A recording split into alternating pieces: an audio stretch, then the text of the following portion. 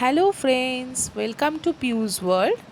আজ হঠাৎ একটু ডিম কষা খেতে ইচ্ছা করছিল, কিন্তু প্রতিবারের মতো সেই একঘেয়েমি ডিম কষা খেতে খেতে পুরো বোর হয়ে গেছিলাম। তাই ভাবলাম আজকে একটু অন্যরকম ট্রাই করি।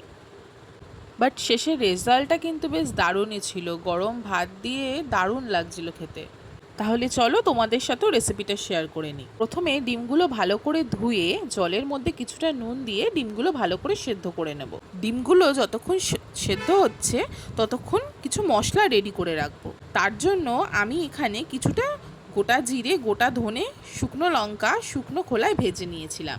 এরপর মশলাটা একটু ঠান্ডা হয়ে এলে মিক্সিতে আগে গুঁড়ো করে নিয়ে তার মধ্যে অল্প পরিমাণ জল মিশিয়ে একটা পেস্ট রেডি করে রাখবো। এরপর ডিমগুলো সেদ্ধ হয়ে গেলে ডিমগুলো ভালো করে খোসা ছাড়িয়ে তাতে নুন আর হলুদ মাখিয়ে রাখবো। তারপর কড়াইতে সর্ষের তেল দিয়ে তেল গরম হয়ে গেলে ডিমগুলো হালকা করে ভেজে তুলে নেব। আর এবার আমি 6-7 কোয়া মতো রসুন থেতো করে নেব, আর সাথে পেঁয়াজ ও টমেটো কুচিও করে রাখবো। ডিম ভাজা হয়ে গেলে সেই কড়াইতে কিছুটা তেল অ্যাড করে তার মধ্যে রসুন থেতো করে রাখা অ্যাড করে নেব। আর রসুনটা একটু ভাজা হয়ে এলে তার মধ্যে দিয়ে দেব পেঁয়াজ কুচি। এবার পেঁয়াজ ও রসুনের কাঁচা গন্ধটা চলে গেলে টমেটো অ্যাড করে দেব।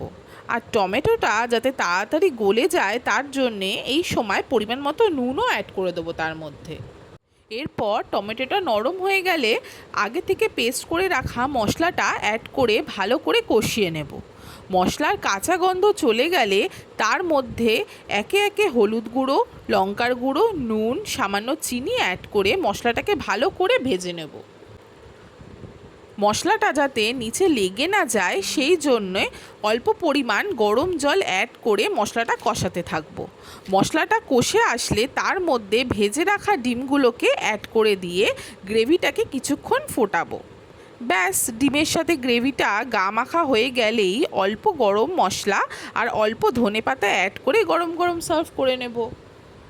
তাহলে অবশ্যই জানিও কিন্তু তোমাদের রেসিপিটা কেমন লাগলো, আর নিজেরাও বাড়িতে একবার ট্রাই করে দেখো। ভিডিওটা ভালো লাগলে একটা লাইক দিয়ে যেও, আর আমার পিউজ ওয়ার্ল্ড ইউটিউব চ্যানেলটাকে সাবস্ক্রাইব করে রাখো। আরও অনেক ঘরোয়া রেসিপি তোমার জন্য অপেক্ষা করছে। তাহলে চলো আজকের মতো আসি, বাই।